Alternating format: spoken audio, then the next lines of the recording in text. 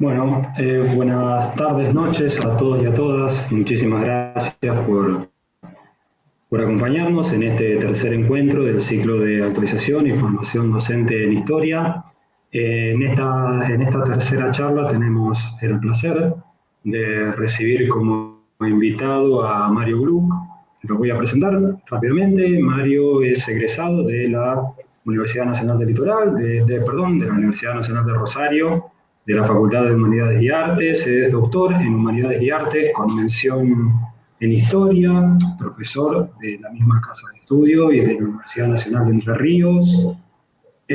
Fue docente en el nivel secundario, ha dictado seminarios en la Universidad Nacional de Entre Ríos y la Universidad Nacional de Rosario. Es investigador, director de un número importante de proyectos de investigación. Ha sido director del Monumento Nacional a la Bandera y asesor historiográfico del Monumento Nacional a la Bandera, y es autor del libro La nación imaginada desde una ciudad, el pensamiento político de Juan Álvarez.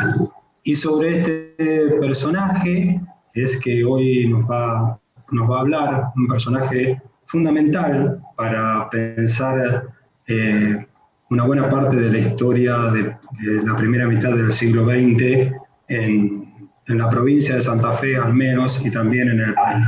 Mario, un placer, un gusto y muchísimas gracias por acompañarnos en el ciclo. No, el gusto es mío y gracias a ustedes. No sé si está por ahí Juan Cruz. Gracias a ustedes por haberme presentado y bueno, vamos a tratar de hablar de este personaje que en realidad es mi tesis doctoral. Yo ahora estoy en otros temas, pero de cualquier manera es alguien es un estudio que a mí me permitió también especializarme en algo que se puede llamar algo así como historia de los intelectuales e historia de las ideas. Juan Álvarez es un intelectual quizás menos conocido que algunos otros de su generación. ¿Quiénes fueron de su generación? Su generación fueron Manuel Gálvez, por ejemplo, y Leopoldo Lugones. Y Ricardo Rojas podemos incluirlo también dentro de esa misma generación, ¿no? Gente que nació alrededor de 1880. O sea, ellos nacen, el caso de Juan Álvarez, en la época, digamos, de la consolidación del Estado Nacional, la época del roquismo, la época de la generación del 80. Aunque, bueno, obviamente ellos no son la generación del 80, son la generación posterior.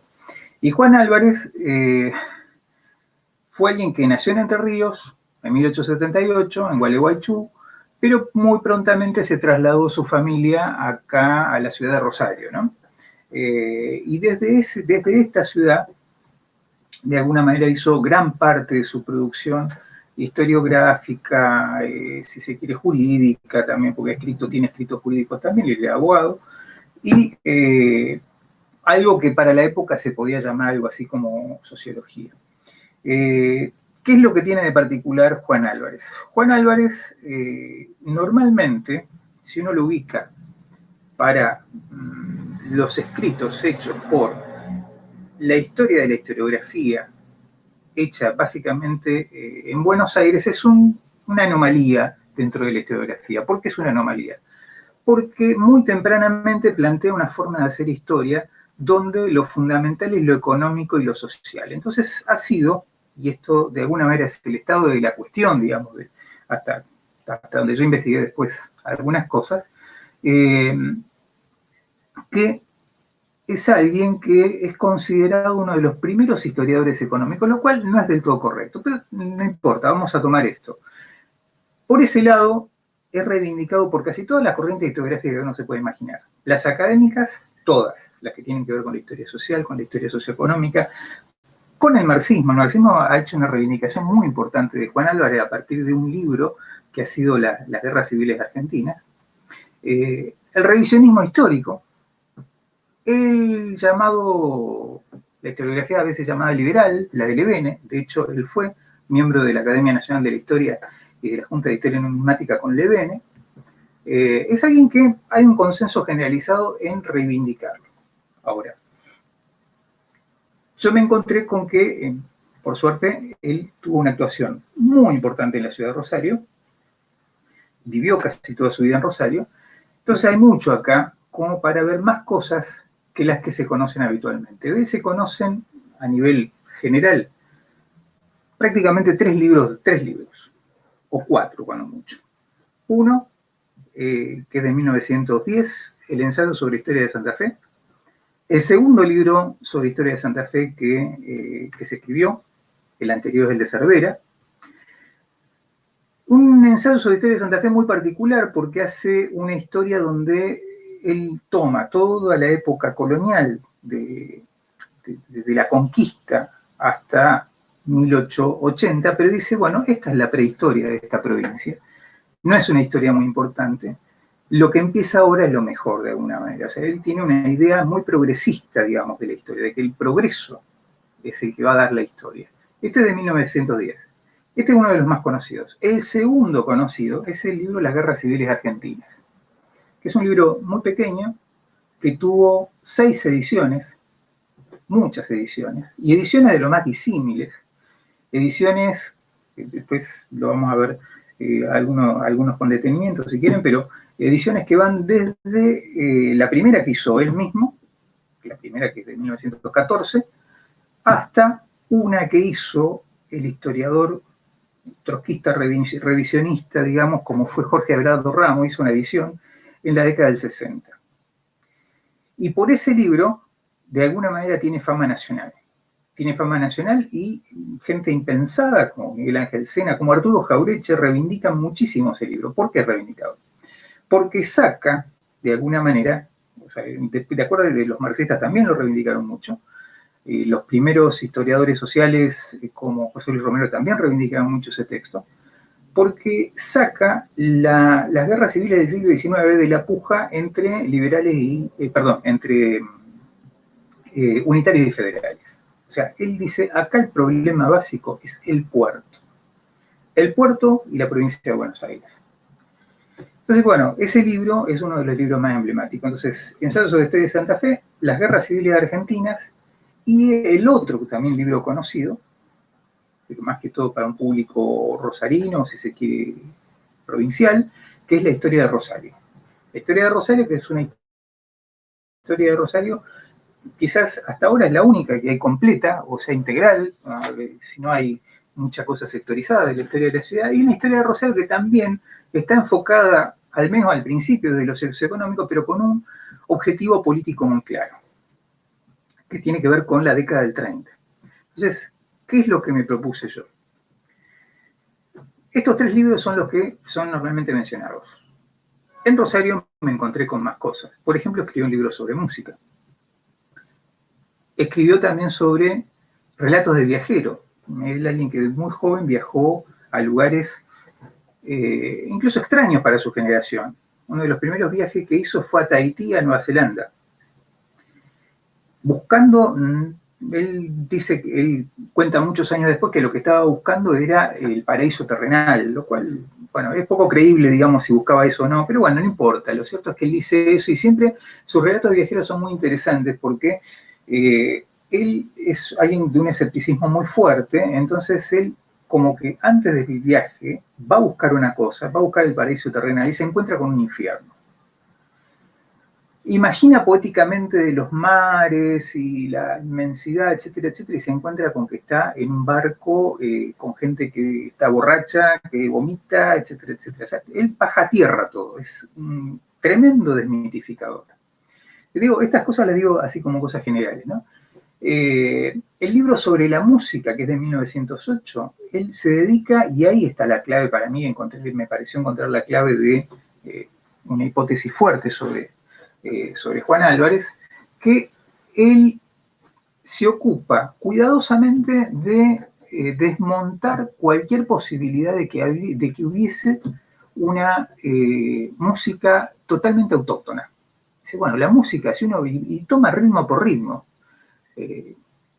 toma ritmo folclórico de los más conocidos, dice, no, pero este es igual que el español tal cosa, igual que el italiano tal cosa. Al único que le concede cierta originalidad es al tango. Y ahí hay un elemento donde dice, bueno, acá lo africano, no solo en la Argentina, es uno de los pocos elementos que tiene autoctonía. Pero acá no hay nada autóctono. Esto se vincula con algo que tiene que ver con quizás con la forma central de pensar la historia y pensar la nación por parte de Álvarez, que es que no hay naciones que vengan desde el fondo de los tiempos. A ver, si uno lo lee a Álvarez, en esos momentos, habló después vamos a mostrar algunos cuadritos como para explicar un poquito de esto, desde que empieza a escribir 1898, que es el primer texto, que es su tesis doctoral, que entre paréntesis es una tesis doctoral en la que fue apadrinado por gente como Ceballos, estudió Derecho en Buenos Aires, etcétera, etcétera.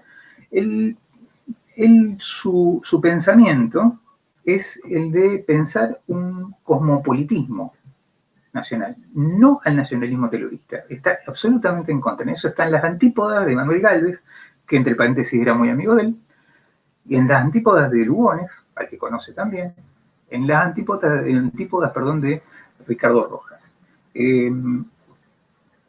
¿Y cómo piensa entonces el país? Él lo piensa, y toda su obra es un poco esto, la piensa en términos de Alberdi. O sea, para él la base teórica fundamental para entender la Argentina está en Alberdi. No solo la base teórica, sino la base de cómo se debe construir. O sea, él piensa, si piensa en el patriotismo, no piensa en un patriotismo que tenga que ver con los símbolos de la nacionalidad. No piensa en un patriotismo que tenga que buscar en la historia para atrás la identidad, sino que piensa en un patriotismo que vaya hacia adelante.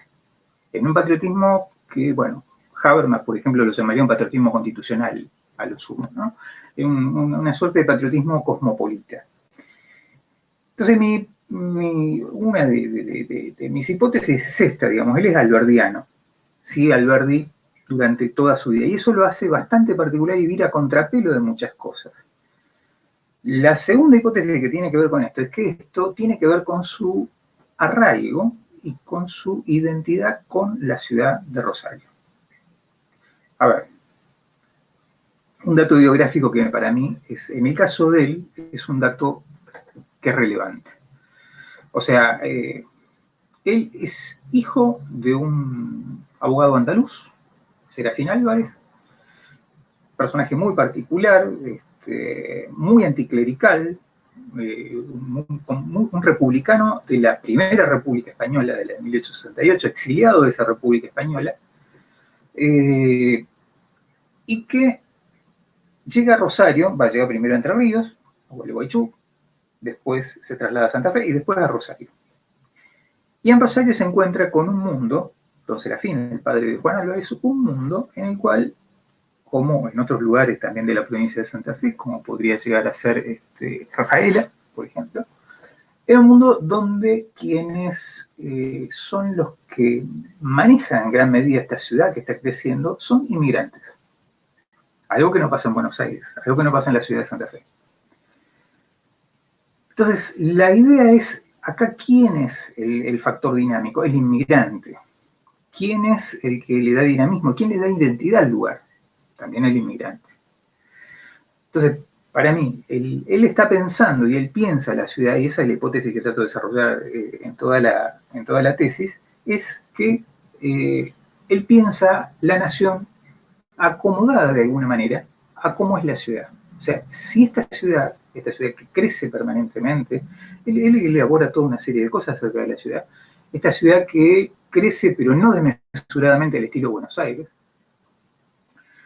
tiene que ver con esta impronta de lo cosmopolita y lo inmigrante. Entonces, ese es el ideal de país. A diferencia de Lugones, que en la época del Centenario piensa en el gaucho como el mito fundador. Entonces, por eso el título del libro que mencionó Fernando hace un rato, no sé si se ve acá, ¿no? Sí, creo que se ve, es La nación imaginada desde una ciudad. La idea, digamos, central es esa, ¿no? Pensar en esto. Les decía antes, yo trabajé, Juan Álvarez como historiador fue trabajado por muchísimos. Uno de los que lo trabajó fue Tulio Alperindongui, por ejemplo. Tulio Alperindongui tiene 4 páginas que la verdad que son, como la mayoría de las cosas que escribe Tulia Peringoni, muy reveladoras.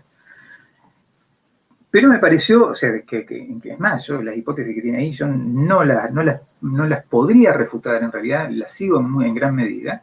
Yo le agrego mucho más contenidos, insisto, por haber podido revisar archivos de acá locales, porque él se basa prácticamente en los escritos éditos y más conocidos de Álvarez, no tanto en aquellas cosas que pude encontrar que eran absolutamente desconocidas. Y entre esas cosas, también, a ver, yo empecé a encontrar que se desmarcaba como historiador. Él más de una vez dice, yo no soy estrictamente historiador. ¿Por qué dice no soy estrictamente historiador? Yo uso la historia para tratar de entender algunas cosas del presente. Y eso también es lo que toma el períndice. Él en realidad, más que una historia económica, y más que una originalidad en esto, lo que hace es pensar la historia en función de las preocupaciones que tiene en el presente. Entonces, ¿cuál es la preocupación de 1910? La preocupación del centenario es la preocupación de la nacionalidad. Entonces tiene muchos textos sobre la nacionalidad. Y dice, no, acá no tenemos que buscar atrás. Tenemos que ir hacia adelante y terminemos con esto de que la colonia fue mejor y por supuesto que el mundo indígena no fue mejor ni mucho menos.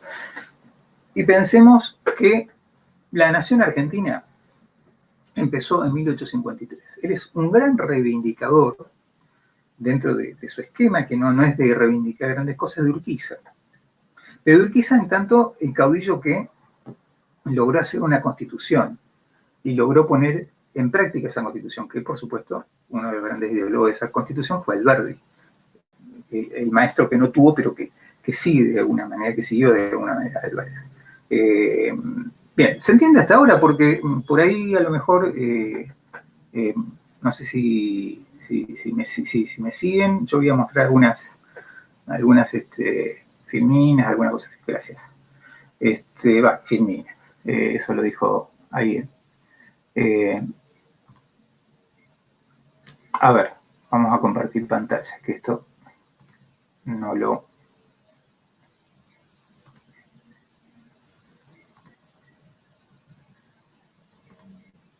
No.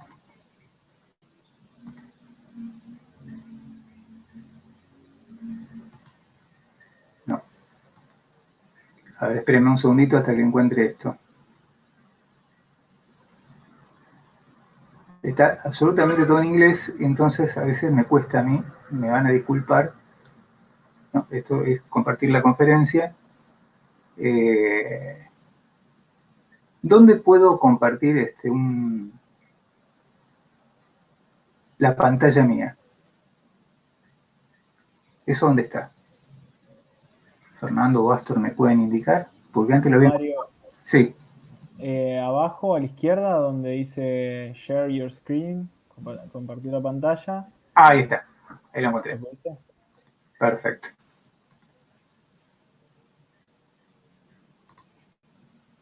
No sé si está viendo esto. Ahí se ve bien. Bien. Entonces, acá, este es el periodo en el que vive, 1878-1954. Les muestro, esto es una síntesis de lo que es la hipótesis central nuestra, que es que sostuvo a lo largo de su obra y su acción pública un concepto de nación cosmopolita y republicana, siguiendo el paradigma que había construido en el siglo XIX Juan Bautista Alberdi.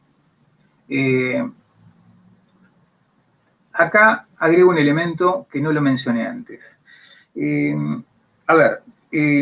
Muchos historiadores, como Ricardo Levene, a veces es difícil encontrarles una actuación pública. La tuvo Levene también, por ejemplo. Eso, hay alguien que la tuvo. Pero en el caso de Álvarez es muy notable su actuación pública. Juan Álvarez tuvo una carrera judicial importante, llegó a ser Procurador General de la Nación en la década del 30 hasta el 46, perdón. Del 30 al 46 fue Procurador General de la Nación, del 35 al 46, perdón. Y tuvo opinión sobre casi todos los temas que uno se puede imaginar que tuvieron que ver con aquel momento. Él decía ser apolítico, lo cual no era muy creíble. En ese sentido se construye, yo ahora voy a plantear unas cuestiones teóricas brevísimamente, se construye como un intelectual público, no solamente como un historiador o como un sociólogo, o en esa época la palabra sociólogo era utilizada por muchos, o sea, había abogados, médicos que eran sociólogos, pero él fue un intelectual público y buscando tener esa actuación pública, no solo con la palabra, sino con la acción también. O sea, él, por ejemplo, en la Municipalidad de Rosario fue secretario de la Municipalidad de Rosario justo en la época del centenario, secretario de la Intendencia. En ese momento su accionar tuvo mucho que ver con la fundación de un hospital, el Hospital Centenario, que uno de los fundadores era un hermano de él que era médico.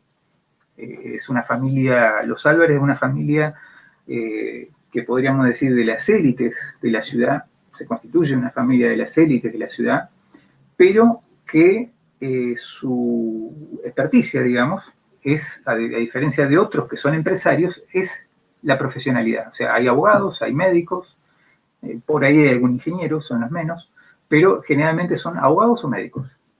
Y todavía hay de esa familia.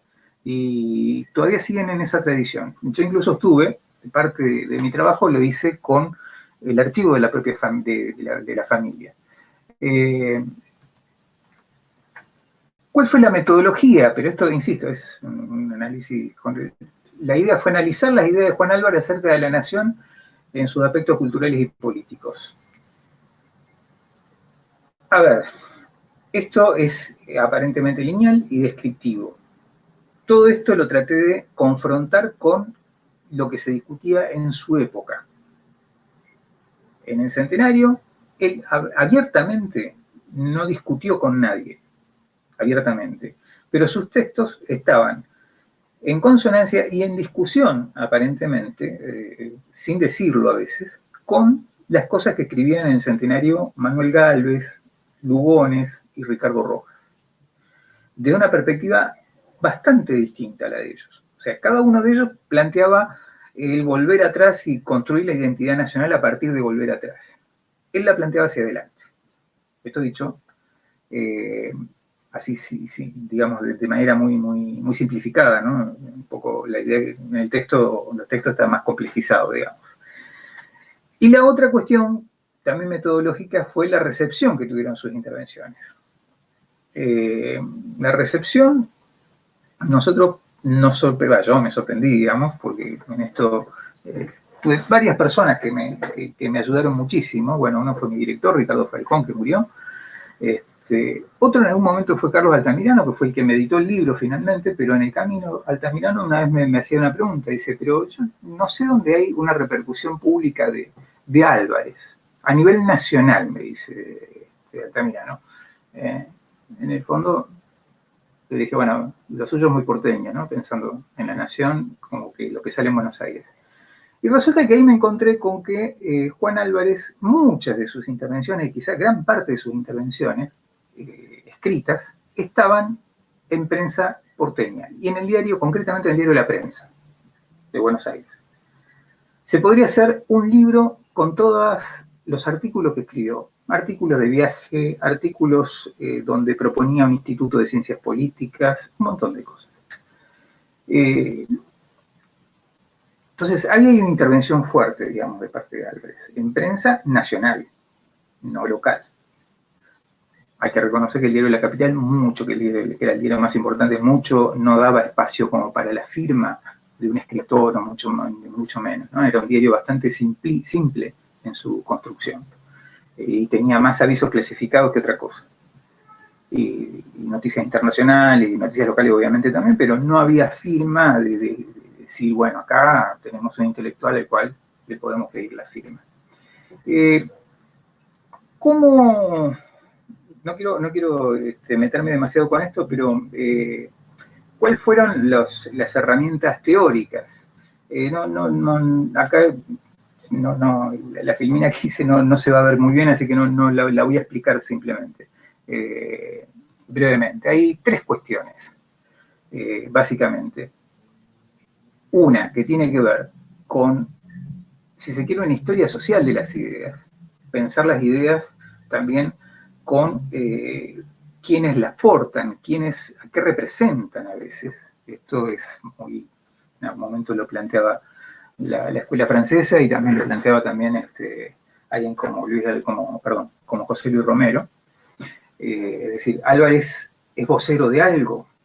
Está la pregunta. Yo creo que sí, que en gran medida sí, es una de las tantas cosas que se puede decir de él, es que es una gran elaboración de parte de un intelectual que piensa como piensa la élite de una ciudad construida a sí misma, una ciudad que nació burguesa, que nunca fue feudal, que nunca fue colonial, para ser más preciso. Una ciudad absolutamente burguesa. Y en eso está vinculado esta historia social de la idea a la historia de los imaginarios que hay sobre la ciudad. Él, si bien es alguien que tiene una responsabilidad cognitiva importante, es decir, que alguien que piensa las cosas científicamente, construye también y ayuda a construir un imaginario sobre la ciudad de Rosario. Ese imaginario lo sintetiza con una frase, que a lo mejor ustedes la escucharon, y si no la escucharon, la van a escuchar cada vez que aparece algún aniversario de la ciudad. Dice, Rosario es hija de su propio esfuerzo. Eso lo dice muchos años, en la década del 30. ¿Qué significa esto, hija de su propio esfuerzo? Que nunca necesitó del Estado, que sus ciudadanos emprendedores fueron los que construyeron esta ciudad y le dieron la prosperidad que tuvo. Que nunca dependió del Estado, en contraposición a quien a Santa Fe. Santa Fe, la ciudad clerical, vaga, estatal, etcétera, etcétera, etcétera, empleados públicos, todo lo que quiera. Esa es un poco la idea, digamos, simplificándolo. Otro de los marcos tiene que ver con la historia intelectual, y en esto está esta cuestión de la confrontación de sus ideas con las ideas de otros. Y la historia, no solo la historia intelectual, el estilo, por ejemplo, de Skinner, que Skinner plantea el contexto del lenguaje, que es el contexto, digamos, en el cual se inscribe determinado tipo de discurso, sino la historia de los intelectuales. Y la historia de los intelectuales, uno dice, lamentablemente queda casi siempre fijada en la historia política de los intelectuales. Y en este caso en algo biográfico. Algo biográfico que más allá de lo representativo no que sea, porque esta es una de las tantas preguntas que me hice en el camino y que no sé si alguna vez terminé de responder, que es qué representatividad tiene su biografía. Y la biografía, la biografía es una biografía básicamente intelectual. O sea, no me meto demasiado ni con cuestiones íntimas que son muy difíciles. O sea, si hubiese sido un escritor, hubiese sido un artista, el artista y el escritor ponen en juego generalmente su emoción y ponen en juego su cuerpo. El intelectual que tiene que ver con la historiografía, con los científicos, si se quiere, no pone tanto el cuerpo. Ni pone las emociones aunque estén de la misma manera.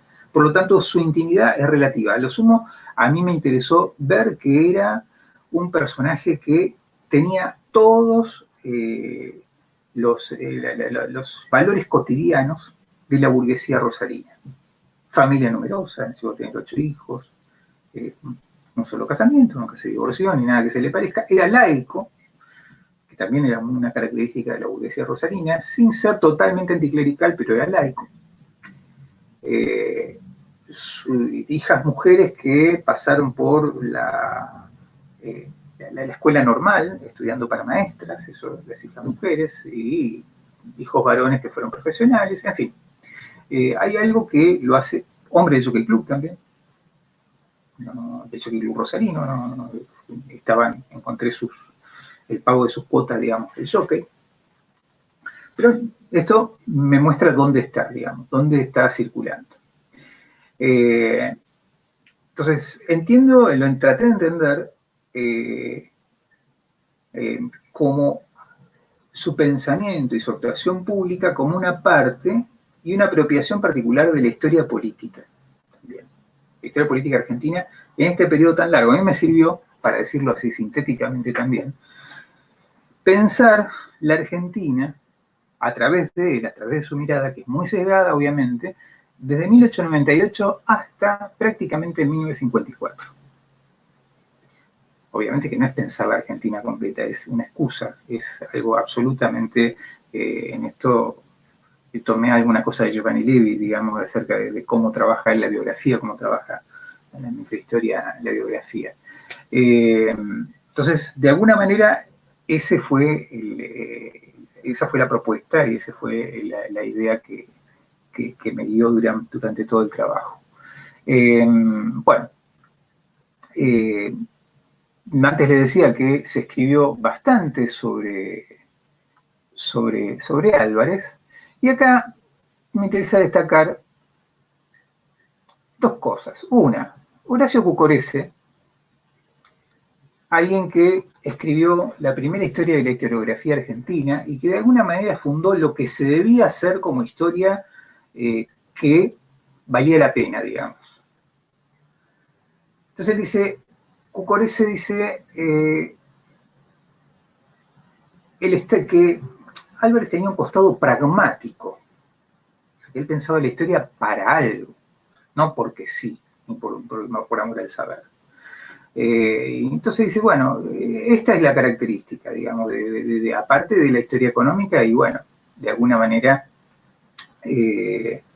lo desmarca también de un materialismo que podría tener que ver con el marxismo, que es algo que hace el propio Álvarez en algún momento, si algo de tiempo tenemos, vamos a verlo. Señalo otro más, que es Miguel Ángel Sena, que lo ubica, lo rescata es el primero que lo rescata para el paradigma del revisionismo histórico. O sea, es como que rompe con la historiografía mitrista, según él. Es uno de los que rompe, porque la dicotomía entre civilización y barbarie queda diluida de alguna manera en su historia de las guerras civiles argentinas. Bueno, acá otro de los grandes que han hecho sobre esto y que tuve el honor, digamos, de que me asesorara en gran medida y que fuera uno de los evaluadores también de la tesis fue Fernando Devoto, pero que también tenemos muchos puntos de convergencia en las cosas que hemos hecho. Hay una cosa que tiene que ver con la fuente, y quizás sea lo más original que yo pude aportar a todo esto, y por eso pude hacer un libro. O sea, en realidad esto tiene 200 y pico de páginas, el texto original tenía 300 y pico. Repito lo del principio, libros estaban todos a disposición. Lo que no estaba tan a disposición a veces eran distintas ediciones de los libros. De los libros de él, salvo las guerras civiles argentinas, los otros tuvieron muy pocas ediciones, algunos una sola. Encontré también un acervo documental interesante en un estudio que pertenecía a uno de sus nietos, hace unos años de esto, que me dijo, bueno, que tenía unas cosas que le parecían medio íntimas como para una historiador o lo que sea, y yo digo, a ver, muéstremelo. Bueno, me mostró, y resulta que había 3 tomos enormes de un epistolario. Eran cartas que recibía Álvarez. Y ahí me encuentro con cartas de Manuel Gálvez, de Miguel de Unamuno, de todo el espectro, Eduardo Wilde, de casi todo el espectro político e intelectual de la época. Muchísimas cartas. Generalmente esas cartas, me llamó mucho la atención cómo estaban dispuestas los tomos. Cada uno de esos tomos se refería a algún libro de él. Él hacía un trabajo muy minucioso de mandarle a gente que él consideraba importante o respetable, darle un ejemplar de su libro para que se lo comentara. A veces ni se lo comentaban, a veces le decían como Miguel de Unamuno, mire, no entiendo nada de todo esto, me parece muy interesante, punto. Eso lo hizo con el primer libro, que era sobre de orígenes de la música. Y lo que ponía junto con esas cartas, cuando le hacían un comentario, caso Manuel Gálvez sí le comentaba sus libros, Manuel Gálvez era muy amigo de él, pensaba muy distinto, pero eran muy amigos. Había un vínculo ya entre el padre de Gálvez y el padre de Juan Álvarez, que sería largo de explicar, pero se carteaban con mucha frecuencia. Y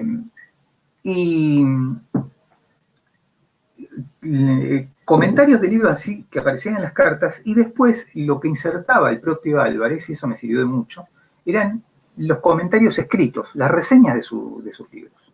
Y ahí encontré la recepción. Y encontraba que era reseñado en muchos lugares. Aparte de que él lo mandaba a alguno de sus libros también para que le dieran un premio. A él le dieron el premio de literatura por las guerras civiles argentinas, por ejemplo, de 1914. Que ahí intercedió, según se supone, Carlos Ibarguren, otro intelectual relevante de la época que también fue condiscípulo de él en la Facultad de Derecho de Buenos Aires. Otro acervo documental son esas cosas que, yo no sé si pasará algo parecido en la ciudad de ustedes, pero en Rosario no hay grandes archivos. Recién ahora hemos podido constituir un archivo gracias a un archivo, más que un archivista, un cronista de la ciudad que realmente juntó todo el material que se puede juntar sobre Rosario y está en este momento, no está a disposición del público, pero está, pero si no, no había archivos en Rosario. ¿Por qué? Porque generalmente se tiraban esas cosas, se tiraba todo lo que fuera archivo, se tiraba. También tiene que ver con esto, con la ciudad, con cómo es la ciudad. Una ciudad que el pasado es algo que tiene poca importancia. Y encontré en el Museo de la Ciudad de Rosario, encontré un archivo que en realidad lo dejaron una vez, era una valija que estaba en un contenedor que alguien supuso que era de Álvarez, y efectivamente eran de Álvarez. Encontré cartas, documentos, manuscritos, anotaciones, que eran, realmente fue un material riquísimo y yo trabajé muchísimo con ese material. O sea, había absolutamente de todo, hasta un manuscrito sobre el peronismo que nunca se llegó a publicar. Bien. Entonces, esas fueron, si se quiere, mis tres fuentes, ¿sí? Obviamente los diarios donde él escribió, que insisto, muchos de ellos se podrían compilar como libro. Aquí tienen una primera imagen de Juan Álvarez en una revista rosarina, y esto da una idea de cómo era visto Juan Álvarez en la ciudad de Rosario. Esto es del año 12 aproximadamente. Y entonces dice, a ver, discúlpenme porque no se ve muy bien ahí abajo y acá tampoco. Literato, profesor del Colegio Nacional, profundo conocedor de la ley municipal, recién nombrado fiscal y verdadero doctor, porque doctor ha demostrado que es tan notable letrado como profundo escritor. Leo eso que dice ahí abajo que no se ve muy bien. La revista que lo saca es una revista que se llama Monos y Monadas, que es una copia, Rosario, eso es muy copista, digamos, de Buenos Aires, de una copia de Caras y Caretas. Y donde ponían siempre a un personaje de la élite local. Lo curioso es que el único intelectual que figura, sí, no es tan curioso porque en realidad la mayoría, insisto, era una élite comercial y muy de intelectual no tenía, es Juan Álvarez. Si no, ponían algún personaje que era un empresario, la esposa de un empresario, la hija de un empresario. Generalmente, por una caricatura también se cobraba en estos periódicos, en el periódico que se llamaba Monos y Monadas. Esto es 1910 aproximadamente. O sea, esta es la primera imagen, Rosario, conocido en Rosario, hombre elegante, ahí un doctor profesor, Colegio Nacional. Rosario no tenía universidad hasta el año 19 que se crea la Universidad del Litoral.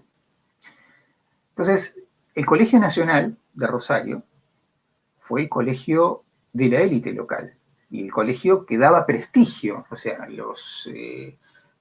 la gente que quería candidatearse a intendente o que eran intendentes, el señor es profesor del Colegio Nacional, por lo tanto, es alguien relativamente importante y de prestigio, no cualquiera da clases en el Colegio Nacional. Y él, bueno, también era profesor del Colegio Nacional y también del Colegio de Comercio. Y ahora, bueno, después voy a mostrar un poquitito de esto. Esto es unos años después. Ya está más grande, abogado distinguido, escritor de mucho vuelo, cuya fama se ha extendido llegando hasta el mismo cielo.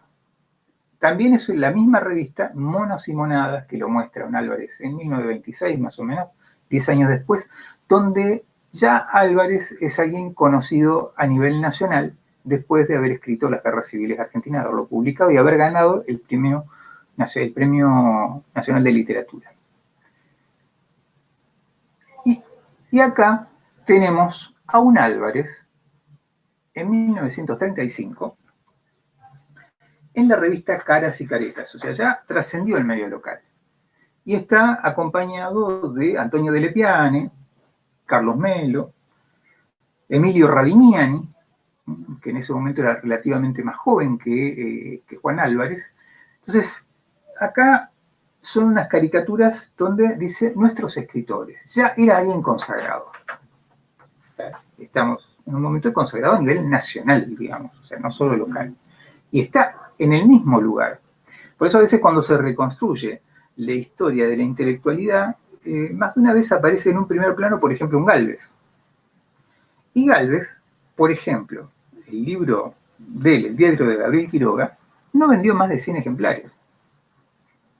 No fue un tipo tan conocido. Y Álvarez fue casi conocido al mismo tiempo, igual que Gálvez, para su misma época. Ahora, yo había armado para la tesis una biobibliografía, y con esto vamos a tratar de desplegarlo un poco.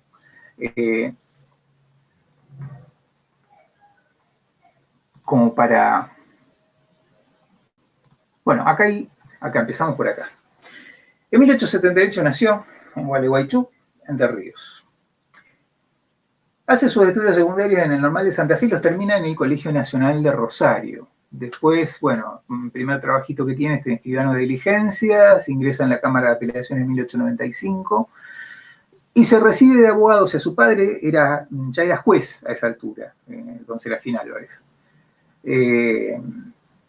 Se recibe en la Facultad de Derecho de la Universidad de Buenos Aires y ahí saca su primer librito, digamos, muy pequeño, que es su tesis doctoral. El gobierno nacional no puede exonerar del pago de impuestos provinciales a las empresas industriales o comerciales. Y en realidad el libro es una excusa a esta cuestión aparentemente, hoy diríamos técnica. En realidad está planteando, dice en un punto de este libro, dice, el tema básico nuestro es que el federalismo es mentiroso. Y hay que volver al federalismo que planteó en algún momento Alberti. Y otro punto que dice que también, y eso lo va a marcar, digamos, para el resto de su historia ideológico-política, que la nación argentina nació en 1853. Bueno, acá hace sus viajes, insisto, lugares exóticos para un intelectual de la época, generalmente pensaban en ir a Europa, pero él, como se consideraba en gran medida un hombre que estaba en un país que formaba parte, hoy diríamos, del primer mundo, en aquella época, bueno, de Occidente, él iba a conocer lugares exóticos, de Nueva Zelanda, Tahití. Trabaja en estudio jurídico de Rafael Calzada, un gran abogado y empresario español que amigo también del padre de Álvarez, o sea, esa red funciona perfectamente. Y bueno, después trabaja como secretario de juzgado, después profesor de Colegio Nacional, ya entra prácticamente a la carrera judicial. Y publica en 1908 este librito que se llama Orígenes de la Música Argentina. Y lo publica con su propio pecunio, digamos, no tiene editores. Y ese libro es el que yo encontré las cartas, entre otras cosas, donde se lo distribuye con variadísima suerte. Hay gente que le dice que lo leyó y que le pareció interesantísimo. Consigue que, por ejemplo, Felipe Pedrell, uno de los musicólogos catalán, le haga una reseña en Cataluña y en un periódico también en español de Estados Unidos. Consigue muchas cosas a partir de esto y consigue hacerse conocer. Seguimos.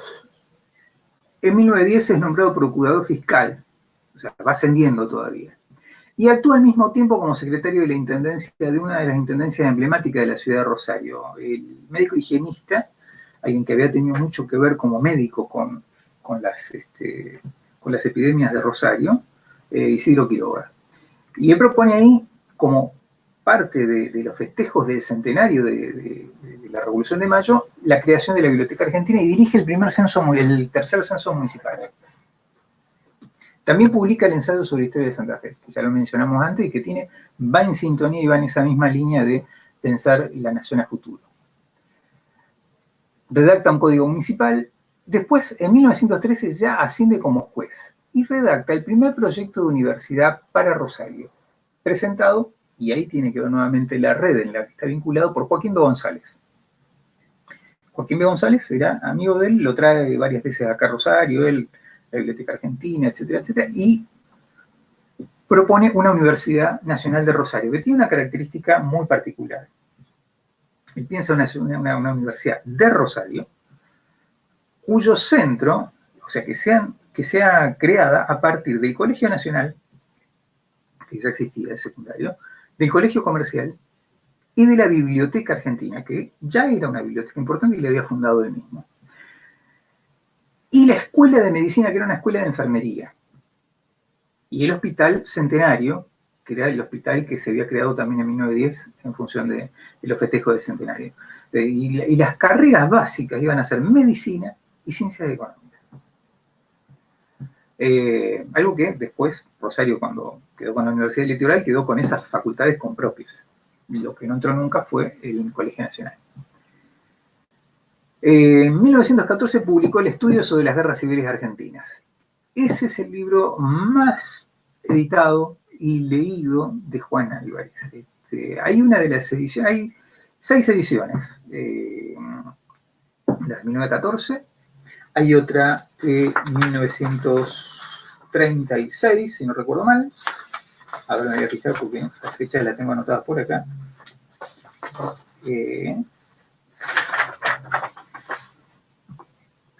Ese fue reeditado en 1936 con un prólogo de Narciso Vinayán, muy interesante el prólogo, y lo complementa con otro texto que escribió para el mismo tiempo casi, que se llamó Buenos Aires.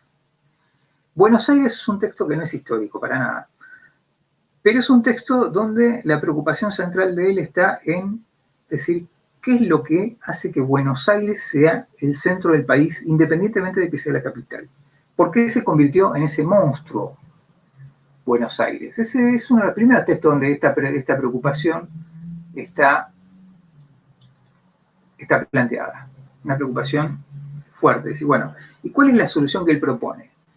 Buscar el desarrollo de otras ciudades. Entre otras cosas, buscando que se trasladen a algunas partes de la administración pública, por ejemplo. Que Rosario tenga, por ejemplo, el Congreso. Que se establezcan distintos puertos de llegada. Algunos puertos y aduanas secas, como Mendoza. O sea, la idea era un sistema de 4 ciudades medianas bien distribuidas. Es un proyecto realmente inteligente, pensado en términos de una economía exportadora de materias primas, no piensa en otros términos en general. Y está vinculado, bueno, justamente a este complemento, digamos, de la Guerra Civil Argentina, que fue publicado, insisto, nuevamente en 1936. Buenos Aires, el libro ese es del 14 también, es casi al mismo tiempo que las guerras civiles, pero fue republicado junto por Narciso Vinayán. Y hay otra edición que es muy curiosa, de 1938, 36, 14, 36, 38, repito, año por año, del 38, que fue hecha por el Círculo Militar, Biblioteca del Oficial. Y acá hay algo, una convergencia bastante particular que una vez Chiaramonte me dijo que tenía que indagar sobre, a él le parecía que había algo significativo ahí, yo no me animé a decir tanto, pero uno de los miembros del comité de editor de esa edición de 1938 era Juan Domingo Perón, que era militar. Pero ahora vamos a ver después qué pasó con Perón. En el 16 publicó La Escuela Argentina del Nacionalismo, donde también vuelve a plantear esta cuestión del cosmopolitismo. Acá siguió publicando muchas cosas. Acá hay una serie de artículos, por ejemplo, quizás lo más importante que publicó en esa época, desde el 18 era Buenos Aires, disculpen, me había equivocado yo.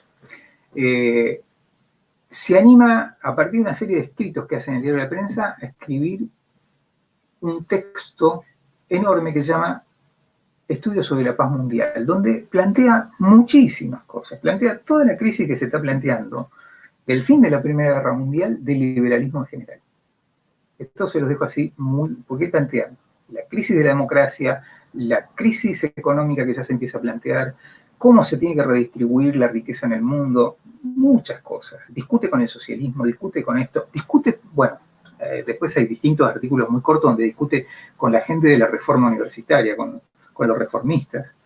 Él, cuando entra en la universidad, a trabajar en la universidad, él es muy activo en la Universidad del Litoral, cuando se fundó, y es una universidad que es reformista, cosa que a él no le gusta para nada. O sea, él es, si se quiere, un liberal cada vez más conservador. Tiene el liberalismo, pero se está volviendo cada vez más conservador. Y sigue con estos temas hay un texto sobre Eurindia, donde discute, sin decirlo, con otro rosarino que es Ángel Guido, indirectamente, y aparentemente directamente discute con Ricardo Rojas, que había escrito Eurindia para esa época. Sigue con este tema del patriotismo. Tiene un par de textos de ficción, una cosa rarísima, muy lindos. Uno que es un texto de ficción sobre Juan Moreira, donde en realidad es un texto de ficción que trata de desmitificar la figura de Juan Moreira. Interesante, pero lo deja trunco. Tiene como dos capítulos y no lo termina. Y en el 28 escribe un texto que para mí fue bastante emblemático, digamos, de él, que es el factor individual en la historia, que a veces lo incluyen dentro de las guerras civiles de Argentina, donde él dice claramente que él no es marxista y está en contra de todo lo que sea marxismo. Dice, bueno, yo busco esta cuestión de lo económico, pero ojo, no pienso como marxista, no pienso en la lucha de clases. En realidad mi hipótesis es que sí piensa, de alguna manera, en la lucha de clases, pero desde el otro lugar. Es clasista a su manera, pero de otra manera. Tema de Historia Económica Argentina, que es un libro que de alguna manera va a formar parte en otra edición de La Historia de la Nación Argentina de Levene. Él, cuando le dicen que escribe sobre esto, cuando Levene le propone trabajar en la historia de la Nación Argentina, en realidad elige un capítulo sobre pesas y medidas, algo bien económico, y temas de Historia Económica Argentina está vinculado a esto. Yo no trabajé tanto su historiografía económica, porque me pareció buscar esta otra vuelta, era otra cosa que no estaba tan trabajada. Y en 1932 publica un texto que se llama Valoración de las desigualdades individuales, que tiene mucho que ver, está muy vinculado al estudio sobre la paz mundial, donde él reivindica la cuestión de la desigualdad. Esto va avanzando cada vez más y se está convirtiendo cada vez más en un pensamiento conservador que va a tener claramente una visión política e ideológica conservadora. En el 35 fue designado Procurador General de la Nación. En ese momento el cargo de Procurador General de la Nación era un cargo que quedaba en un lugar intermedio entre el Poder Judicial, concretamente la Corte Suprema, estaba vinculado a la Corte Suprema, y el Poder Ejecutivo. Era propuesto por el Ejecutivo con acuerdo del Senado. Fíjense que en 1935, gobierno de Agustín P. Justo, el ministro de Instrucción Pública y Justicia era Manuel de Iriondo, santafesino del radicalismo, no alvearista, estaba por decir otra cosa en realidad, del radicalismo antipersonalista. Y otro de los que estaba vinculado a ese gobierno y que era subsecretario directamente de Justicia era Rafael Bielsa, también un hombre del conservadurismo. Y de Rosario. O sea, Manuel Iriondo de Santa Fe y este hombre de Rosario. No es casual que incluso trabajaban juntos en la Facultad de Ciencias Económicas. Esto puede sonar a chismoso, pero en realidad para mí es bastante significativo porque lo terminan nombrando Procurador General de la Nación, con el acuerdo de todos, o sea, porque era alguien con mucho prestigio. En ese momento, 1935 a 1945, es el auge de Juan Álvarez. A esta altura ya pasó la 50 de años, por lo tanto es miembro de número de la Junta de Historia y Numismática Americana, académico de la Academia de Derecho y Ciencias Sociales, académico de número, o sea, que es el lugar más importante de la Academia Argentina de Letras, y empieza a publicar otras cosas que van a terminar, entre otras cosas, en La Historia de Rosario. La Historia de Rosario es el libro más conservador de Álvarez, es el libro más asustado con respecto a la crisis económica. Es un libro que... voy a bajar esto.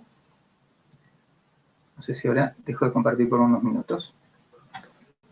La historia de Rosario es un libro que yo lo traté de leer como un gran alegato, y en realidad creo que es así, un gran panfleto reivindicativo de la ciudad de Rosario, en un momento en el cual las bases sobre las cuales se supone que creció la ciudad estaban cayéndose.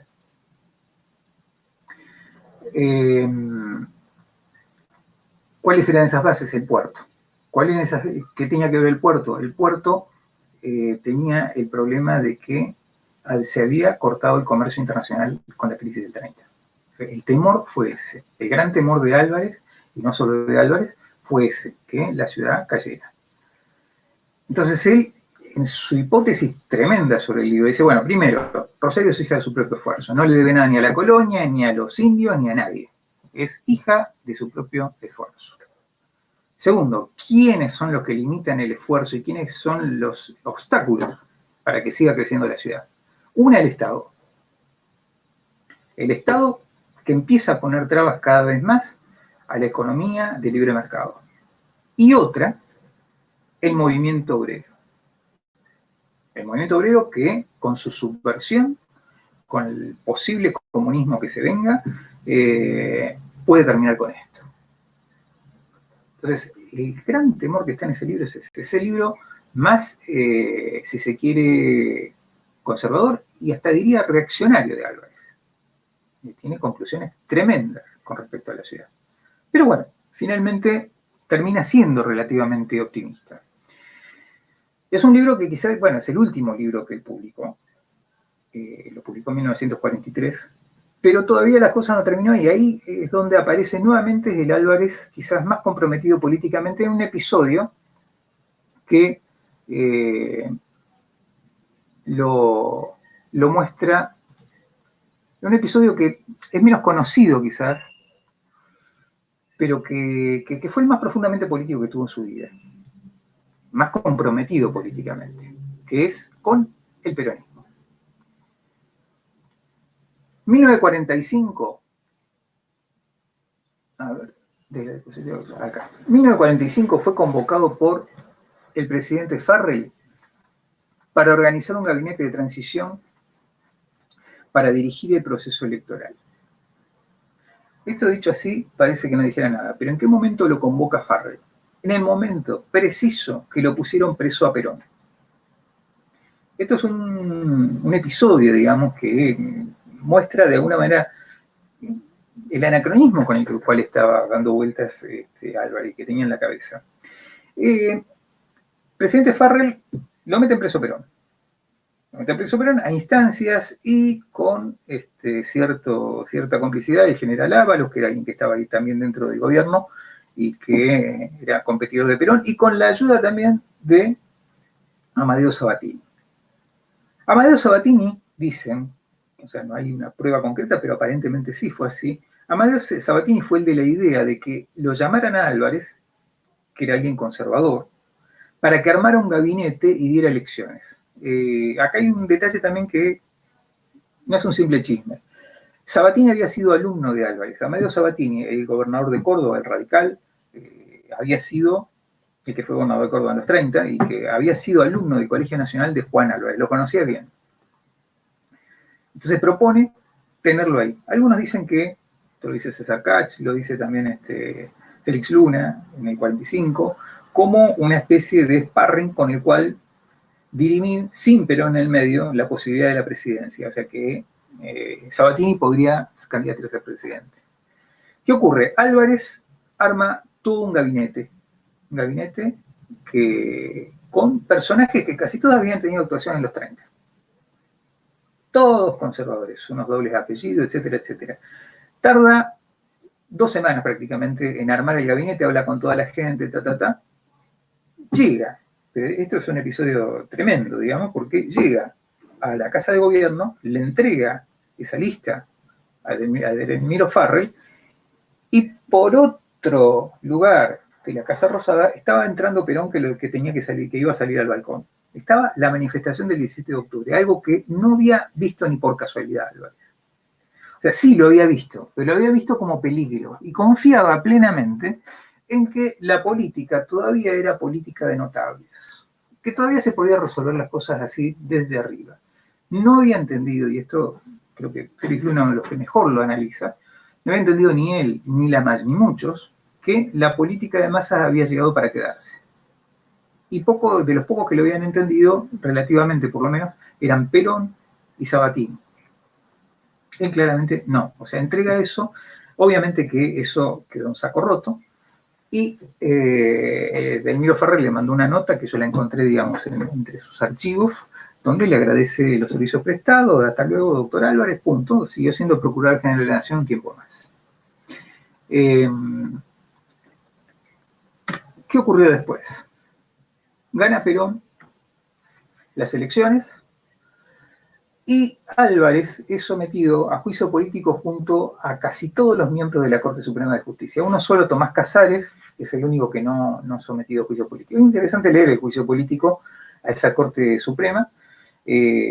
Álvarez, durante el periodo del 44, del 43 al 46, como Procurador General de la Nación, y los miembros de la Corte también, rebotaron, entre otras cosas, los tribunales del trabajo que estaba haciendo Perón.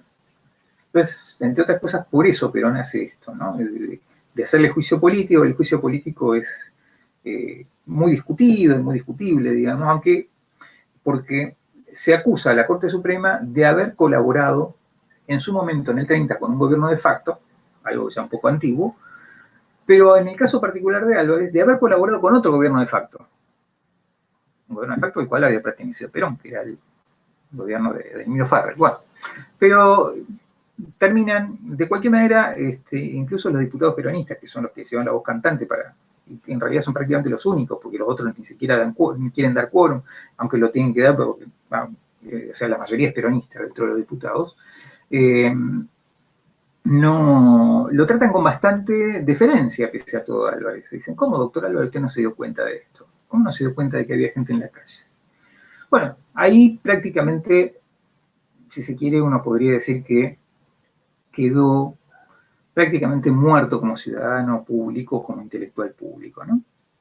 Pero no es el único, porque también algo parecido le pasa a Ricardo Rojas, también algo parecido le pasa a Ibarguren, que termina adhiriendo al peronismo. O sea, que queda eclipsado, queda mal, digamos. Y bueno, publica algunos artículos y yo luego encontré algo muy interesante que eran sus estudios inconclusos sobre la Constitución del 49, ¿no? Que bueno, trabajé parte del libro, obviamente con el peronismo tiene bastantes diferencias, muchas, y muere en 1954. Al ver el peronismo como un peligro, o sea, como una especie de comunismo, algo raro, no lo ve como fascismo, no. Es más, él hacía un tiempo, en el 43, en la historia de Rosario, reivindicaba, por ejemplo, la marcha sobre Roma, o sea que en eso no tenía mayores problemas, siempre y cuando pensándola como una contención al comunismo, que era el mayor peligro para él. Bueno,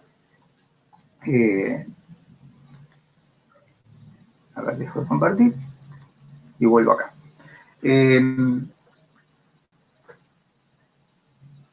A ver ahora, ¿se ve esto? Astor me dice que se perdió. Sí, ahí te vemos. Ahí te vemos. Bien, ¿pero se escuchó más o menos todo esto? Sí, bueno, se escuchó perfecto. Un poco, esta era la idea.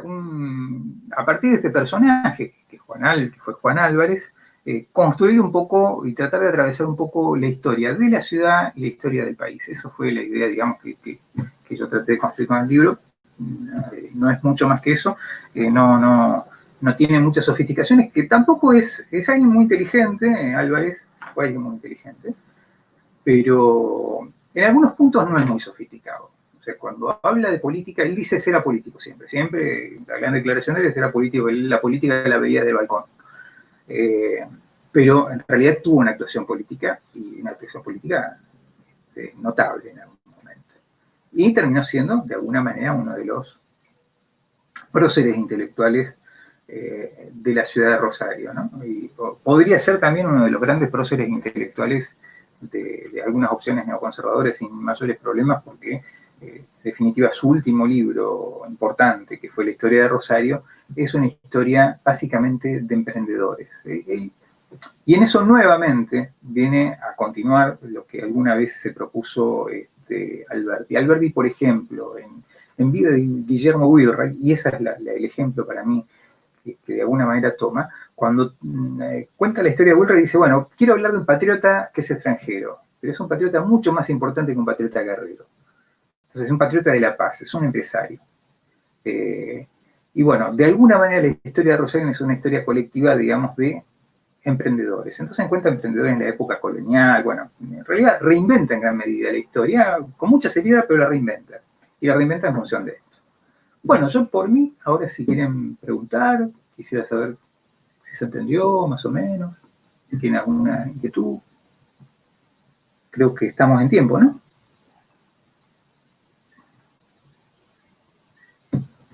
Es raro esto de estar así, porque es como que uno siente que habla solo. Sí, Mario, excelente. Bueno, te agradecemos. Ahora vamos a ir dando paso a las consultas. Vamos a ir esperando que las vayan formulando en el YouTube. Yo a mí me quedó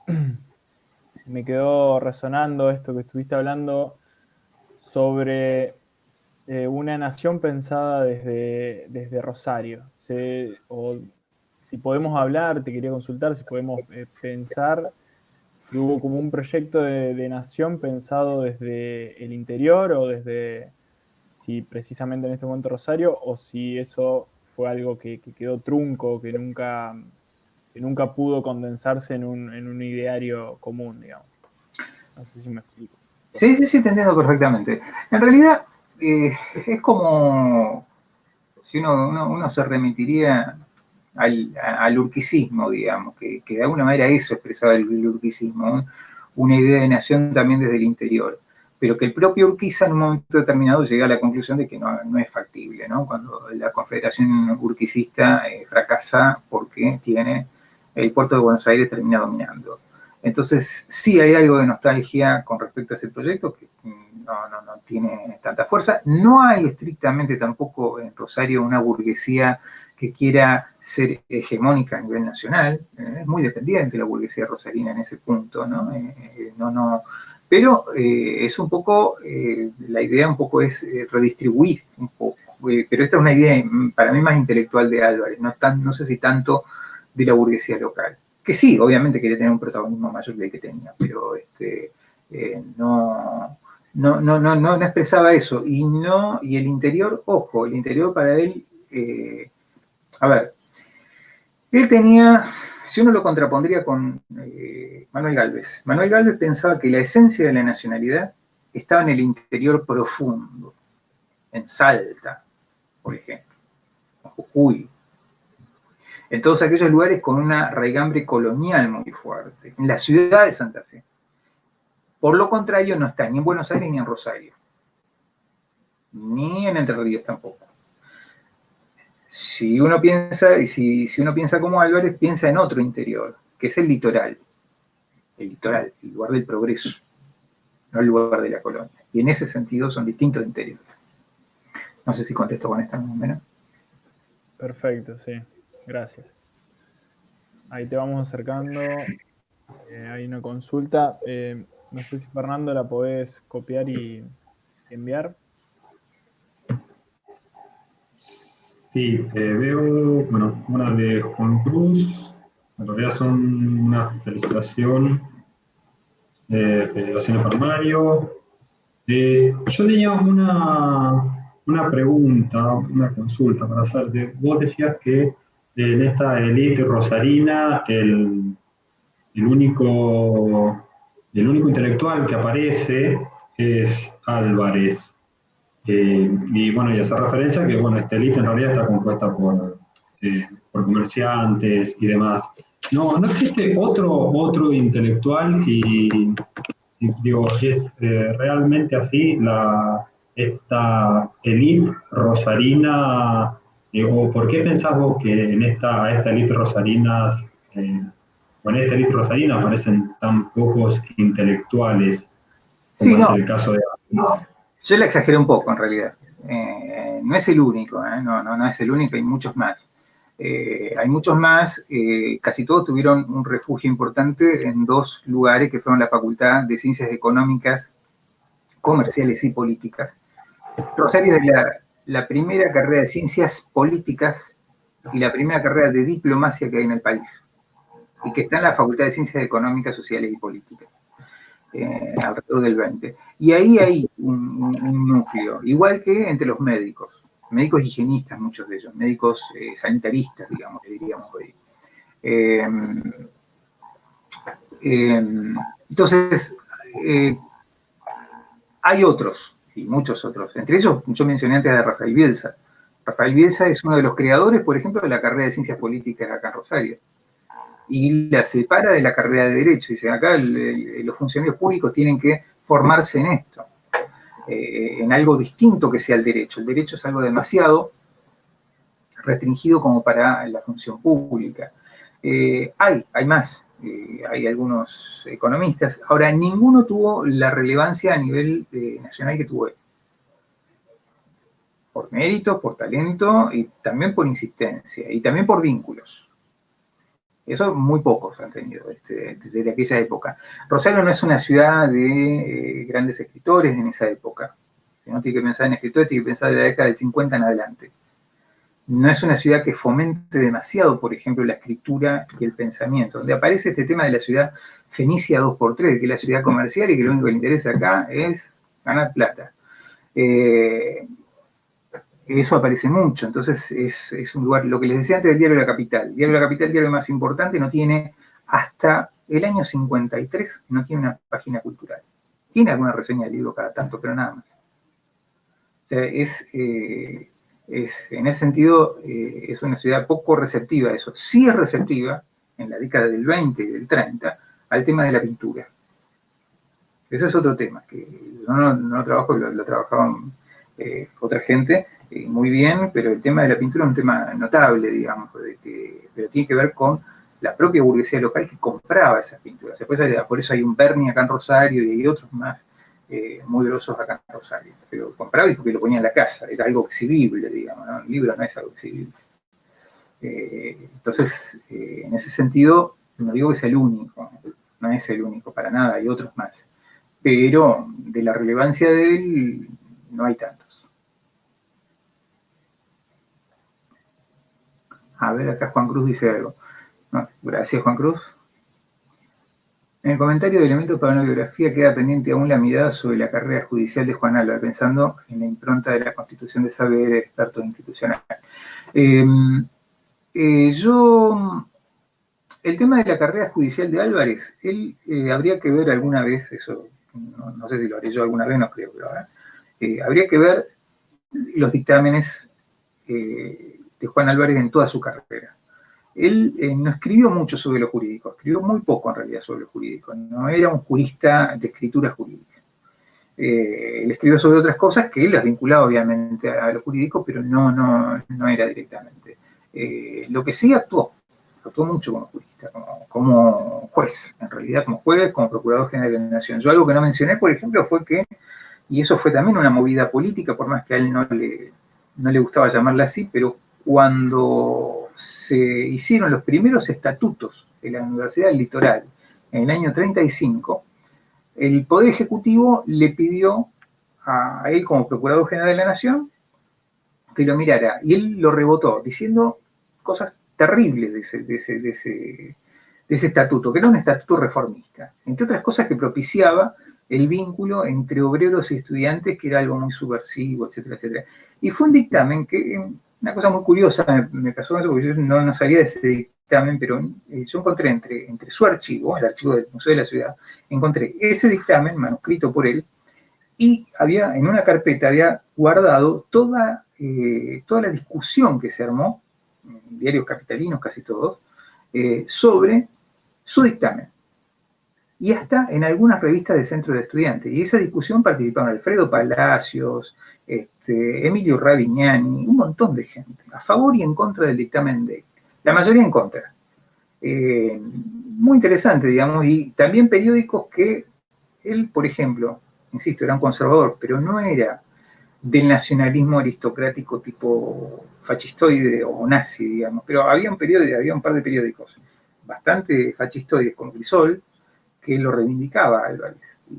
Y él, no sé si estaría tan cómodo con eso, pero bueno, hay esas convergencias que se dieron en ese momento. Pero la carrera judicial de él es otro punto que alguna vez habría que revisarlo, sobre todo el periodo que estuvo como Procurador General de la Nación. Yo eso lo tomé en algunos puntos que me parecieron resonantes, pero en otros no. Y creo que hay bastante por hacer en eso. Uno de sus nietos, que es abogado, me había dicho que él tenía algunas fuentes más, qué sé yo, pero que las estaba trabajando él, entonces no me quise meter demasiado.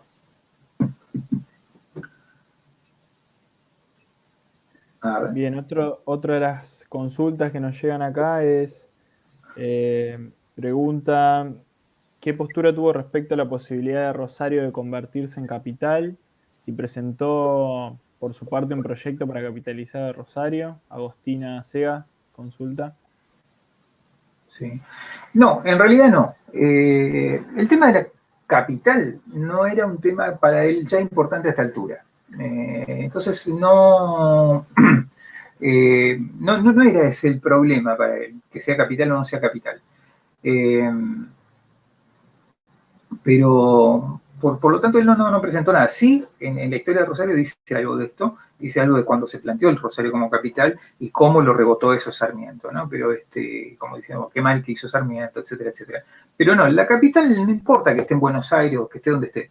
Lo importante era descentralizar algunos aspectos y no fomentar artificialmente, decía él, como se está fomentando, el crecimiento de Buenos Aires.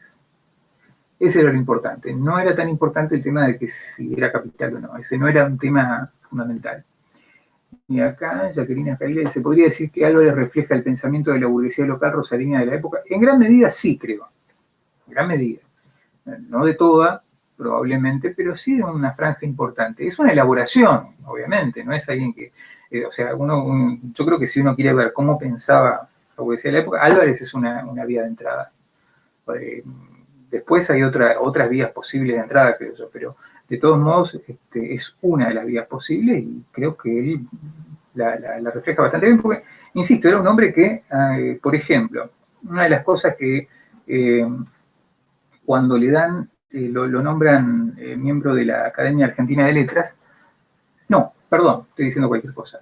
Gálvez, en algún momento, entre sus pequeñas biografías que hace en sus memorias, habla de Álvarez y dice, no se juntaba con los escritores.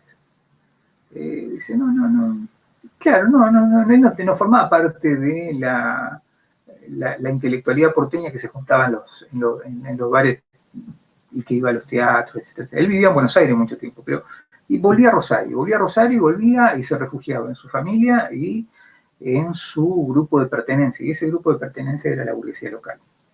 Ahí va el jockey, era un hombre de ese mundo, más que hacia a nivel cotidiano, más que del mundo intelectual porteño, por ejemplo. Por más que tenía, realmente, porque era una de las cosas que destacan muchos de sus contemporáneos, que era un gran escritor, los escribía muy bien para la época, ¿no?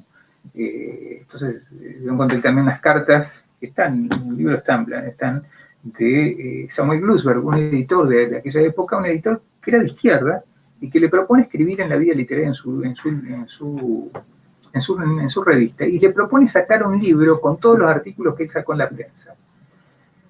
Dice, mire, ese trabajo lo hace Lugones, lo hace Gálvez, lo hacen todo, ¿y por qué no lo hace usted? Tenía otra cosa. Bernardo. Dos preguntas, a ver. Para Álvarez, Santa Fe capital es parte del interior semejante a Salta, por ejemplo, y de esa manera expone su posicionamiento político, además de una opción historiográfica, aspecto que se opone con su sociabilidad, por ejemplo, su vínculo con Manucho de Iriondo. A ver, él, por ejemplo, discute la rivalidad Rosario-Santa Fe de algún modo, la discute, ¿eh? No es que la piense así. El que la piensa así, por ejemplo, es Manuel Gálvez, pero no Álvarez. Él dice, en realidad, nuestro problema es Buenos Aires, no es Santa Fe. Por lo tanto, tenemos que estar en alianza con Santa Fe. Lo de Manuel Iriondo no me consta que haya un vínculo directo, pero es muy llamativo que Manuel Iriondo, siendo ministro en ese momento, ministro de Educación e Instrucción Pública, sea uno de los que le propone, porque a justo de dónde le sonó el nombre de Álvarez. No puede haber sonado quizás de otra forma. Dice, bueno, vamos a ponerlo a Álvarez acá de Procurador General de la Nación. Eso me suena por ese lado. Y él hace una reivindicación muy importante del gobierno de Manuel Iriondo en la historia de Rosario. O sea, en ese sentido, no hay una contraposición Rosario-Santa Fe para él. No debe haberla.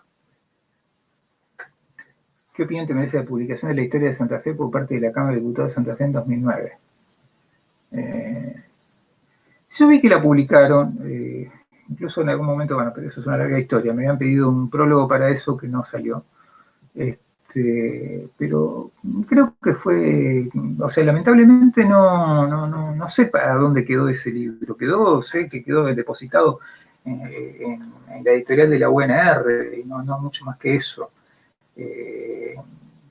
Yo para esa época, o sea, contemporáneamente, un poquito antes, para el 2010, también me habían propuesto en algún momento también reeditarla, la historia de Santa Fe, y yo propuse reeditarla junto con los orígenes de la música nacional para el centenario. Pero bueno, ese proyecto se truncó. Eso es un proyecto que estaba dirigiendo Fernando Devoto. Pero bueno, eso fue un proyecto de nación que se truncó. Pero o sea, o sea, a ver, la mayoría son de historia, y generalmente un historiador que escribió a principios del siglo XX, por más que pueda tener vigencia en muchas de sus hipótesis, merece, creo yo, un estudio preliminar siempre, si se reedita. Salvo que uno quiera hacer una cosa, un fetiche facsimilar, que tampoco es el caso, porque la edición, entre paréntesis, no es muy buena, que digamos. Pero para mí tendría, o sea, la mejor manera de sacarle jugo a un texto de ese tipo es que, no para advertir al lector ni nada que se le parezca, sino para decir, bueno, actualizarlo en ese punto. Es imposible, digamos, que alguien que escribió un libro de eso, todo en historia, ¿no? Tenga la misma actualidad. Y ponerlo en su contexto, simplemente para eso, para que se ubique el lector, digamos, donde está. Y ahí no está eso. ¿Se sabe la opinión de Juan Álvarez sobre la construcción del ciudadano y la nación teniendo en cuenta los movimientos migratorios y la llegada de inmigrantes? Sí, en gran medida sí, y ahí nuevamente está el modelo de Rosario. Él, por ejemplo, no era partidario del sufragio universal. Y ya en las guerras civiles argentinas dice, el sufragio universal es uno de los peores errores que se cometieron.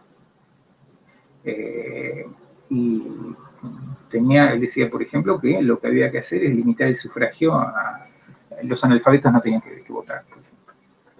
Y los extranjeros sí, por ejemplo. ¿Cuál es el modelo ahí? Realmente Rosario, Rafaela y otros lugares también del interior, donde los extranjeros podían votar. Rosario, por ejemplo, tenía un sistema Rafaela también, que creo que la provincia de Santa Fe tuvo en un momento un sistema de votación por el cual votaban a la municipalidad cualquier persona que tuviera que pagar impuestos. El que no pagaba impuestos no podía votar. Por lo tanto, quedaban excluidos muchos obreros que no pagaban impuestos, no pagaban el impuesto municipal. Y los inmigrantes también podían votar. Se empadronaban y podían votar. De hecho, había inmigrantes que sin adquirir la nacionalidad eran concejales, por ejemplo. Pero eso le parecía bien a Álvarez. Pero al mismo tiempo él pensaba una ciudadanía recortada por el lado de la cultura, digamos. Bernardo. Por eso llama la atención que no tuvo estudio preliminar. Bueno, un saludo, Bernardo.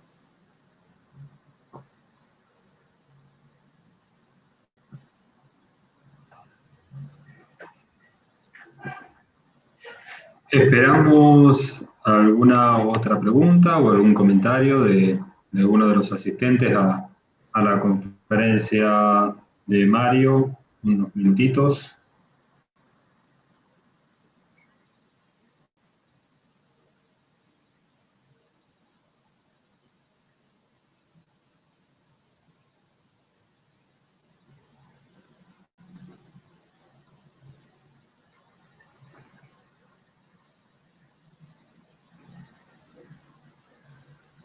Mario, te hago una consulta más. Sí. Consultarte sobre el trabajo en sí como trabajo de investigación.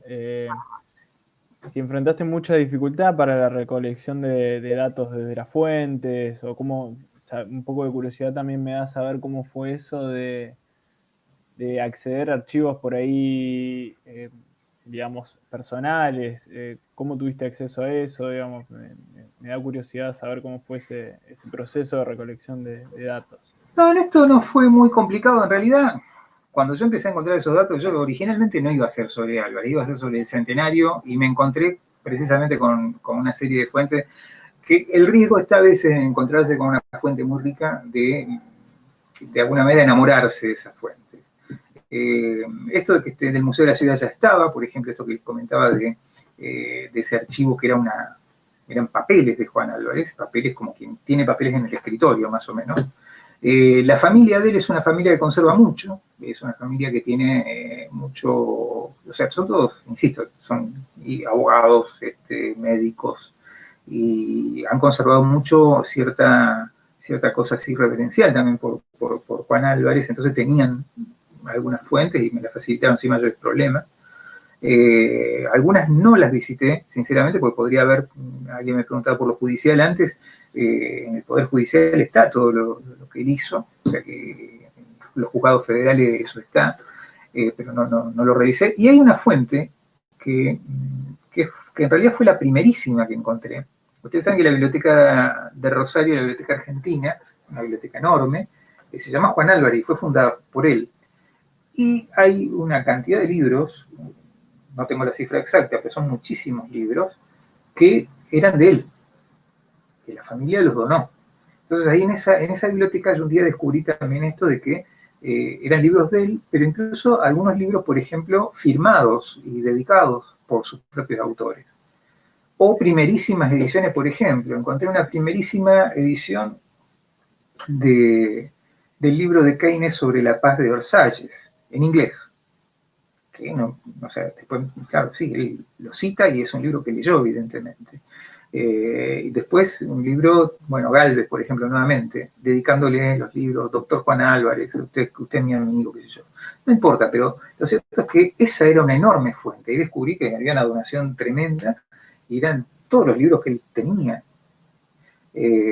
A veces era difícil discriminar entre los libros de él y el de uno de sus hijos, que también era alguien con bastante formación intelectual, que era médico. Entonces, no fue muy dificultoso, aunque todavía me encuentro con cosas nuevas. Ahora que se abrieron algunos archivos, yo, la verdad que a veces cosas que no quería hacer, como ir a Buenos Aires a buscar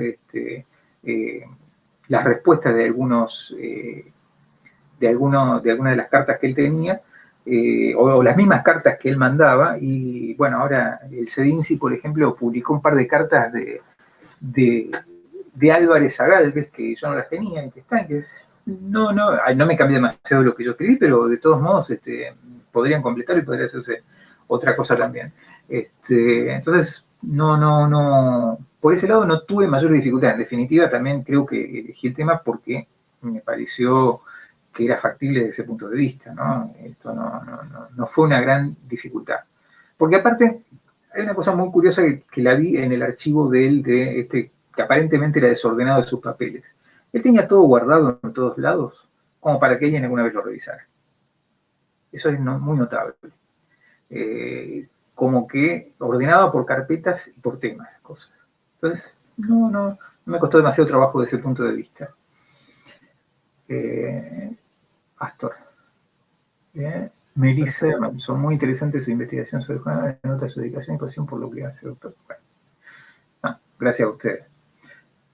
No sé si te contesto con esto, Astor, me preguntaste, ¿no? Sí, y bueno, está interesante también conocer cómo también por ahí algunos hechos del azar van moldeando los recorridos de la investigación, ¿no? Sí, seguro, sí, no, hay muchísimo azaroso. Yo insisto, al principio pensé en el centenario, y Claro. a mí me parece medio pedante, pero el que sin saberlo me sugirió que hiciera la tesis sobre Álvarez fue Tulio Alperín. Porque tuve un curso con Alperín que, bueno, era como una especie de oráculo, porque él nos daba el curso a la tarde y a la mañana nos citó a uno por uno de los que estábamos haciendo el curso para tener una charla con él. No sé cómo le dije, dice, qué interesante, dice, no, ¿por qué no sigue con Álvarez? Dice yo. Y le hice caso, finalmente le hice caso, no digo, no. Pero porque está esta extraña también, extraña, a mí me llamó la atención también esa reivindicación, ¿no? de Álvarez por casi todos. O sea, uno habla con Chiaramonte, también te dice, no, Álvarez era un gran historiador. Habla con Devoto, dice lo mismo. Gente por ahí como Jauretche decía lo mismo. Incluso una cosa muy curiosa que vi una vez, Norberto Galasso sacó un libro que se llama Los Malditos. Y entre los malditos lo incluye a Juan Álvarez, como alguien que fue ninguneado, según él, por la oligarquía, lo cual no es así, no lo más mínimo. Pero bueno, a veces los revisionistas quieren buscar siempre a alguien que haya sido víctima de algo, que haya sido perseguido, etcétera, o ninguneado. En realidad, yo lo que comprobé es que en su época, hasta el año 46, vamos a poner una fecha, no fue ninguneado en lo más mínimo. O sea, era reconocido por todo el mundo intelectual porteño. Que es como ser reconocido nacionalmente igual que ahora. O sea, que no era alguien ninguneado. Y alguien que llegó a ser Procurador General de la Nación, que no es cualquier puesto, es un puesto importante. Un puesto de llegar ahí, llegar a la Corte Suprema, llegar a ser senador nacional, no era poca cosa. Sí, quizás más que ninguneado fue como olvidado en el último tiempo, no sé. Sí, como a posteriori, digamos, ¿sí? En todo caso hay reconstrucciones a posteriori. Y, o sea, yo traté de hacer un ejercicio de sacarlo del marco estrictamente historiográfico. Es decir, bueno, ¿es un historiador? Sí, pero también es otras cosas. Tratar de leer incluso no su... que eso con algunos, incluso con mi director lo discutíamos bastante, ¿no? De que a mí no me importó tanto cuán buen historiador era, si era una línea a seguir porque tenía valor de conocimiento, sino me interesó más saber qué había detrás de cómo él construía la historia. O sea, tratar de pensar, por ejemplo, la historia de Rosero como si fuera una ficción, que en definitiva también lo es. Les digo, no porque sea mentira, sino por cómo construye las cosas. Entonces pensé en eso y me pareció correrlo por ese lado, sobre todo. Por eso no le di tanta atención, no le presté tanta atención a la Guerra Civil Argentina, que merece para mí otro tipo de estudio. Es muy raro lo de Álvarez en eso, pero entonces desmarcar un poco de la cuestión estrictamente historiográfica. Él está en el mundo historiográfico, pero no pertenece estrictamente a él, porque él no piensa igual que Levene, igual que Molinari, igual que Ravignani. Se acerca más a Ravignani, digamos, en algunas cosas, pero no totalmente. Pero él piensa la historia de otra manera. Y es un elemento más. Tampoco es estrictamente un escritor porque no escribe ficción. Pero curiosamente gana un premio de literatura que se lo gana a Gálvez en 1914. Es una cosa muy llamativa. Formó parte de la Academia Argentina de Letras, de la Academia Nacional de la Historia. Bueno, la Academia Nacional de la Historia podemos suponer que es lo lógico, pero bueno, no es tan lógico, digamos, pero y la de Letras también. Entonces, se ve que en un momento pasó esto. Después, cuando no lo incluyen en la historia de la literatura, en la historia de la historiografía queda como un gran historiador, por las guerras civiles, por el ensayo sobre la historia de Santa Fe, y también por la historia de Rosario en parte también. Pero bueno, mi idea fue tratar de desmarcarlo un poquito de eso, como ejercicio. Bueno, Mario, la verdad que sumamente enriquecedor, interesante, la verdad que un placer haberte escuchado y nuevamente agradecer al Instituto Superior número 6, a Juan Cruz, a Astor desde la Coordinación de Investigación a la carrera de historia, a la sección de historia. La verdad que para nosotros ha sido un placer escucharte, descubrir esto que, retomando lo que planteaba Juan Cruz, esto de descubrir las representaciones del principio de siglo a partir de la biografía, en este caso de Álvarez, nos permite también repensar los modos de escribir y de hacer historia, ¿sí? Salirnos de la historia de los próceres, de los personajes, simplemente por el personaje mismo, sino que ese personaje sea una vía de acceso a toda una historia del pensamiento y de la intelectualidad, y hasta pensar los diferentes grupos sociales a partir de un personaje y de lo que nos permite descubrir. Desde nuestro lugar, nada más que agradecerte, un placer. Esperamos que todos hayan disfrutado, creemos que así fue, y esperar volver a encontrarnos pronto desde la virtualidad o desde la presencialidad. Esperemos de la presencialidad, si voy para allá, qué sé yo, vienen para acá, no sé, pero vamos para allá. Y el tiempo acá veo gente que conozco, a Bernardo, ahí está, bueno, Juan Cruz, y bueno, me gustaría conocer el instituto, y hace un rato hablábamos del museo, así que bueno, esperemos que pueda ser, cuando termine todo esto, podamos hacer otro encuentro, hablando de otro tema quizás.